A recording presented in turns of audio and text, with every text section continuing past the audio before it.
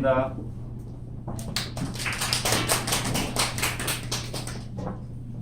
저희 감독님 오늘 오셔서 새로 오셔서요. 네, 감독님 소개하시고 그리고 저희 2017년도 사업에 대해서 말씀 주시는 그냥 편안한 자리시니까요. 편안하게 이야기하시고 질문 있으시면 말씀 끝나시고 편하게 질문하시면 됩니다. 저희 시작하겠습니다. 네. 마이크 한 손 다 들리시죠? 네. 그래서 제가 급하게 12월 1일부로 제가 임명이 돼서 제가 뭐 계획은 세우고 있는데 확실하게 모든 게 정리되지는 않았고요. 일단 3월에 제가 올해 6월 샤이어극장에서 하는 작품 혼합이란 작품을 자유소극장에서 하게 될 거고요. 그리고 6월 토월극장 공연은 아직 정해지지가 않았습니다. 솔직히 말씀드리면 그게 젊은 안무가들 신작이 아니라 레퍼토리를 제가 책정할 생각입니다. 그래서 신작에 신경 쓰기보다는 여태까지 만들어진 작품 중에 잘 정리되고 보여줄 수 있는 작품을 제가 책정해서 보여드릴 거고 7월에 제가 토월극장에서 신작을 할 예정입니다. 그 신작은 지금 벌써 작업에 들어갔고 솔직히 말씀드리면 아직 확실하게 정해지진 않았는데 국악 하시는 작곡가분과 국악 하시는 분들이 봄의 제전을 할 것이고 봄의 제전은 제가 옛날에 만들어 보긴 작품이긴 하나 다시 만들 것입니다. 그리고 기본적으로 두 분 전임 감독님들이 여러 일을 잘 해주셨는데 저는 이제 제가 취임하면서 그 여러 일들을 정리하는 입장에서 제가 작업을 할 것 같습니다. 그래서 공공기관이나 타기관과 중복되는 일은 피할 것이고요. 또 국립현대무용단에서 했던 교육적인 일도 저는 안 하겠습니다.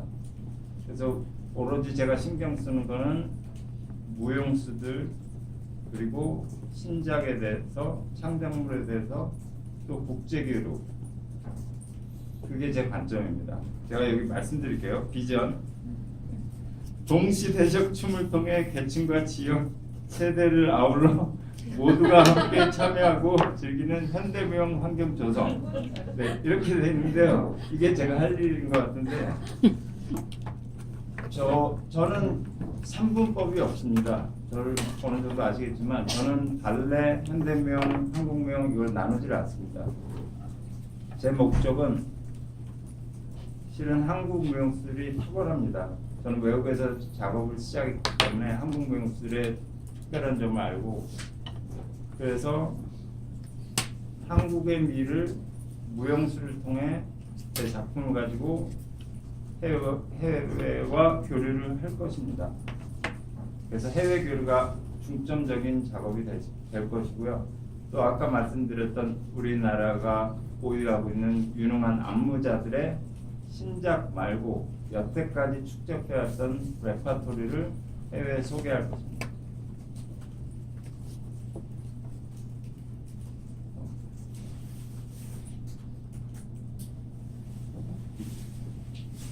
그게 제 계획인데요. 혹시 더 필요하시면 질문을 해주시면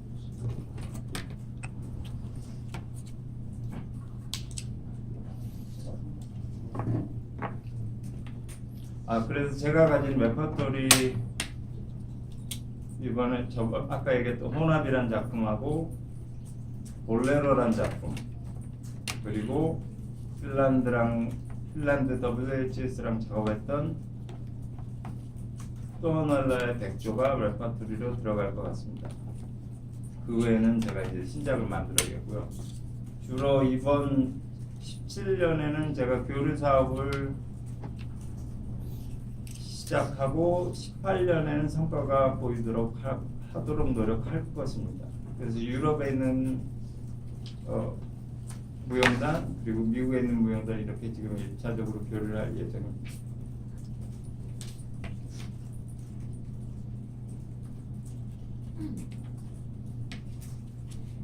네. 많이 듣죠. 네. 저는 지금 너무 급하게 이렇게 오셨기 때문에 뭐 아직 발레가 뭔가 현장의 상황을 정확하게 파악하는 시간이 걸리고 뭐 계획을 잡는 것도 자기들은 어려울 것 같아요. 그래서 좀 궁금한 게 뭐냐면 항상 그동안 국립현대무용단에 대해서 사실 그냥 여러 가지 비판들이 있었다는 거는 당연히 아실 거라고 생각을 하는데요.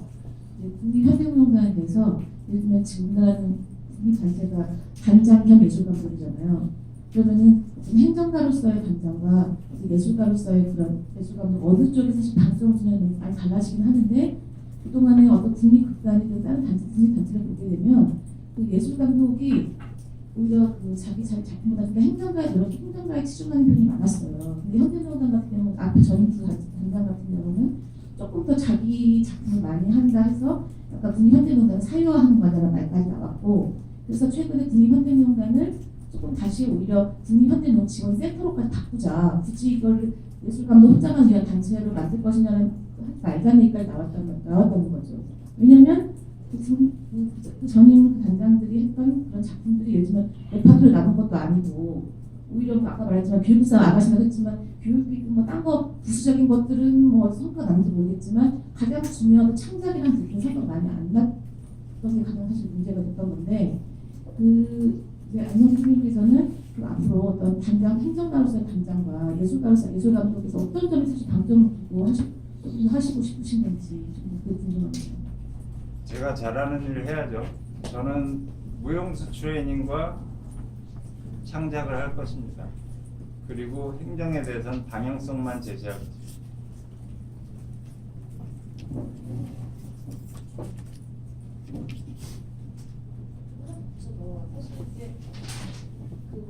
해외 뭐 프랑스에서도 뭐 지역에 있는 그 세센 그런 단체를 보게 되면 사실 이제 안무가가 오면 그 안무가 따라서 다 무용수를 오잖아요. 그럼 안무가 교체되게 되면 무용수도 다 이제 같이 빠져나가고 새로운 안무가들이 구성이 되는 건데 이제 한국은 워낙 국립 단체들이 단원들이 공무원처럼 되다 보니까 현대무용단을 만들면서 하지 말자 해서 이제 사실 상근 단원이 없는 시스템을 본단 말이죠.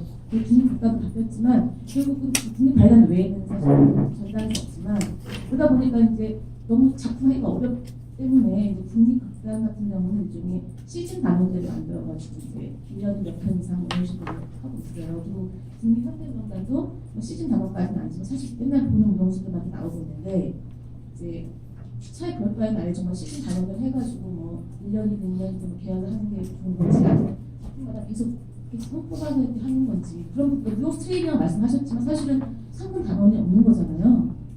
그럼 어떻게 하신다는 거죠? 안 그래도 말씀 감사합니다. 실은 제가 지금 중점 두는 게 바로 시작입니다. 19일부터 6일 동안 오디션을 하는데요. 그래서 6일 동안 오디션을 하고 이게 가장 중요한 거 지금 말씀해 주셨는데 무용수가 가장 급해요. 근데 저는 확실하게 알고 있는 건 우리나라에 숨은 고수들이 굉장히 많다는 거 알고 있거든요. 세계적으로 뛰어난 사람들이. 그 사람들을 기자님들께서 오디션 오라고 좀 말씀해 주시면 좋겠고 하여튼 제가 19일부터 24일까지 오디션을 하는데 그 다음에 이제 1월 둘째 주부터 워크숍을 합니다. 일주일 동안. 그래서 무용수를 선정할 건데 그 외로 저는 그 월요일부터 금요일까지 매번 10시 클래스를 할 것입니다. 저는 이제 발레를 가르치고요.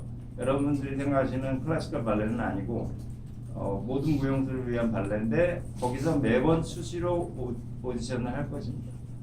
그러니까 그분들이 저한테 보내겠죠. 거기 가서 오디션 해도 되냐? 그럼 클래스에서 오디션을 매번 수시로 할 것입니다. 그래서 아까 말씀하신 네, 제가 지금 뽑을 인원은 한 20명 되는데요. 20명을 제 생각에는 제가 하는 작품, 저와 관여된 작품에서 모든 투입하실 거고 할 거고 그러나 이제 해외 안무가라든지 아니면 다른 안무가들은 아마 오디션을 다시 하는 게 저희 현대무용단에서 해왔던 일인 것 같은데 그거는 이제 열려진 거죠. 그들이 가도 되고 다른 사람들이 참여해도 되는데 저는 메인 팀이 있습니다. 앞으로 만들 거고요. 그게 한 물론 처음에 20명이라고 했지만 아마 그게 한 15명 정도 메인 팀이 될 것 같습니다. 그 중에는 발레 전공, 한국무용 전공, 현대무용, 힙합 다 포함이 될 거고요. 그래서 저는 뭐 보는 관점이 그런 부분이 없기 때문에 잘 움직일 수 있는 사람들, 머리가 생각한 대로 몸이 움직이는 사람들을 뽑을 겁니다. 네.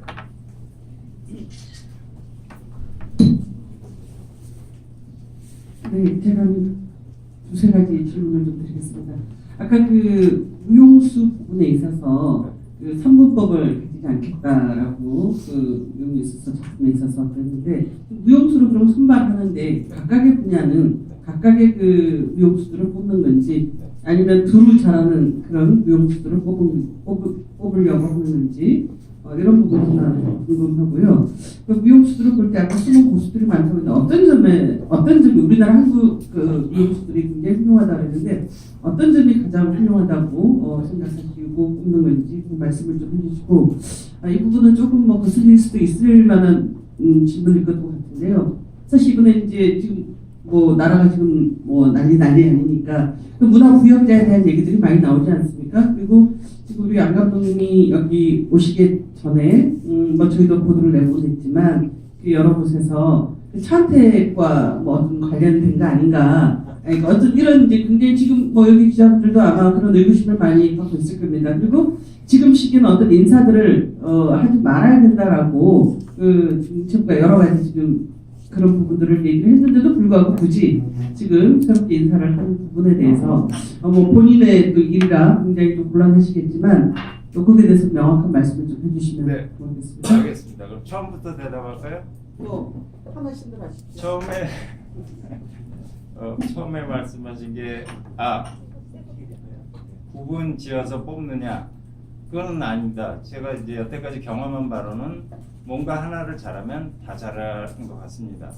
그래서 그거는 구분해서 뽑는 건 아니고요. 단지 이제 남자분들 같은 경우에 제가 요 근래 주로 힙합이나 아니면 백댄서들 그런 분들과 많이 작업을 했는데 남자분들은 약간 예외일 수도 있습니다. 근데 워낙 남자분들이 그런 출신 분들이 비교적으로 많아서 하여튼 그것도 열려지는 거죠. 제가 알기로는 국립발레에서도 오디션을 보러 오는 사람 친구들도 있는 것 같습니다. 그러니까 구분을 딱 지는 건 아닙니다. 그리고 무용수들 얘기하셨죠? 죄송합니다. 두 번째 무용수들이 왜 뛰어난 점? 첫째로 음감이 뛰어납니다. 음감과 리듬이. 저는 워낙 트레이닝을 한국에서는 무용을 하지 않았습니다. 그래서 저는 미국에서 무용을 처음 시작했고, 근데 한국에 와서 제가 가르치면서 놀랐던 점은 음악적인 면. 그러니까 많은 사람들이 단지 셀 줄 모를 뿐이지 음감은 뛰어나거든요. 근데 그런 부분을 개발하면 되고 또 신체적인 면. 신체적으로 서양인들의 묵직함은 없지만 굉장히 유연합니다. 유연하고 섬세하게 움직일 줄 알고. 그게 저는 이제 어느 정도 모든 우리나라 우리나라 무용수는 트레이닝을 다 하잖아요. 한국 무용도 하고 어릴 때 현대무용 발레도 하는데 그런 여러 요소들이 아마 음악적인 면과 가미돼서 탁월하다고 생각합니다. 세 번째 차은택 네 사실 저도 비공개적인 석상에서 여러 제의도 있었습니다. 국립무용단에서도 제의가 있었고 오래전에 또 현대무용단에서도 어떤 사람을 통해서 제의도 있었는데 제가 다 거절했습니다.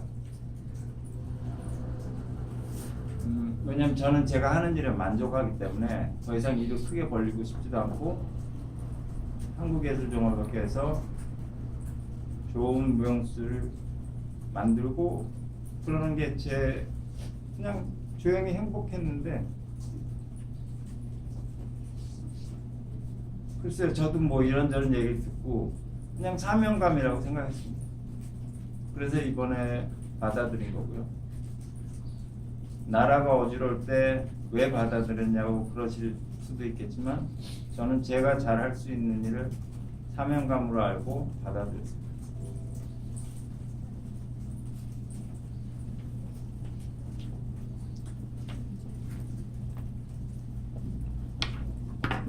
지금 여러 가지 뭐 포부가 계시겠지만 사실상 이렇게 예술 감독님이 이제 임명이 되고 나면 뭐 예술가들과 이제 내부적인 조직 관련된 이제 일들에 대한 생각들이 많으신 것 같아요. 근데 사실 일반 관객들을 위한 국민 다수를 위한 어떤 작품에 대한 기대들이 크거든요.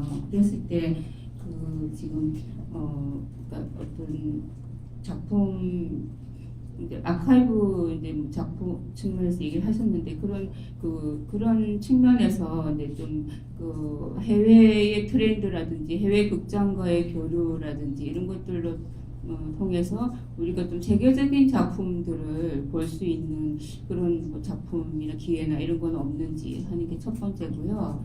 그럼 두 번째는 이제 레퍼토리를 이제 그동안에 이제 레퍼토리 작품들을 이제 모아서 신작보다는 그런 것들에 대한 것들을 말씀하셨는데 그러면 지금 국립현대무용단이 지금 그동안에 여러 이제 뭐 안무가들 작품이나 이런 것들에 대한 아카이브나 이런 작품들에 대한 게 좀 위협했다고 보시는 건지 그런 부분에 있어서 지금 이제 레퍼토리에 대한 것들을 계획하시는 게 그런 취지나 의도가 그런 부분인 건지 거기에 대해서 좀 궁금합니다. 네. 죄송합니다. 제 두 번째부터 말씀드릴게요.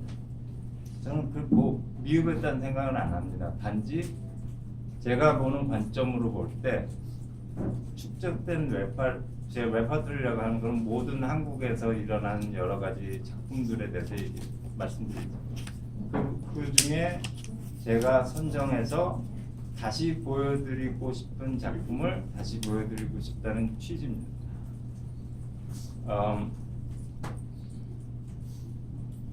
첫 번째 질문을 제가 세계적인 뭐 극장 교류나 이런 걸로 좀 그런 네. 해외 우수 공연 이런 네, 제가 교류를 하려고 하는데 제가 해외에서 투어를 많이 하다 보니까 내국민이 아닌 분들, 외국 분들이 가장 즐거워하는 건 한국의 소리와 한국의 전통이라고 제가 느꼈습니다. 그래서 저는 한국인이 갖고 있는 한국적인 미를 그들에게 보여줄 것 같습니다. 국내 관객을 위해서 국내 관객은 제가 최선을 다해서 만들면은 그게 최대로 제가 할 수 있는 거죠. 저는 절대 대중의 눈에 맞춘다는 소리는 안 합니다. 저는 그게 굉장히 위험한 소리 같고요. 대중의 눈은 굉장히 높습니다. 제가 최선을 다해서 하면은 혹시라도 대중의 눈에 맞출 수도 있을 것 같습니다. 그러니까 국내 관객들한테 세계 무대를 볼 수 있는 기회는 없습니까? 해외 극장이라든지 해외 안무가들의 우수한 작품. 당연하죠. 그런 교류가 있습니다. 지금 계획하고 있습니다. 근데 그게 어떤 단체라고는 제가 왜냐하면 정해지지가 않았기 때문에 제가 노력은 하는 게 좀 말씀 못 드리는데 세계 유수의 무용단들.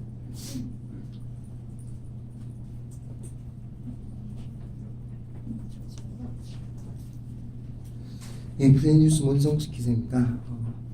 전임 이제 감독 때 보면은 국립현대무용단은 끊임없이 이제 컨템포러리 댄스는 무엇인가라는 데 대한 좀 탐구를 하는 모습을 봤는데요. 안성수 감독님이 생각하는 현대무용 컨템포러리 댄스는 무엇인가라는 점이 좀 궁금하고요. 이제 어떤 작품을 펼칠까에 대한 그런 것들이 또 그 안에 들어가 있겠죠. 그리고 이제 이번에 세 번째 현대무용단 이제 감독이 되셨는데 어떤 거를 특별히 좀 하라고 뽑았을까랄까 뭐 그런 거에 대한 좀 어떤 생각을 가지고 계신지 궁금합니다. 제가 생각하는 컨템포러리라는 현재 춤입니다. 그러니까 지금 국립발레단에서 하는 것도 컨템포러리고 국립무용단에서 하는 것도 컨템포러리고 또 제가 하는 현재 춤도 컨템포러리라고 생각합니다. 그러니까 현재 이루어지는 춤, 고전 말고 그러나 어떤 면에서는 소위 말해서 고전이라고 하지만 그게 컨템포러리가 아니라고 생각하지는 않습니다. 왜냐하면 창작물이니까요. 그 시대의 컨템퍼러리겠죠. 제가 컨템퍼러리에 대한 생각은 그거고요. 죄송합니다. 어떤 걸 잘 하나 네. 하라고 뽑아줬는지. 예. 저보고 누가 이런 말을 하시더라고요. 저를 이제 뽑은 관계자분들이 문제가 있는데 저는 무용만 한다고 그러시더라고요. 다른 일은 안 하고. 그래서 무용 행정도 하셔야 된다고 하는데 저는 제가 잘하는 일만 하겠습니다. 네.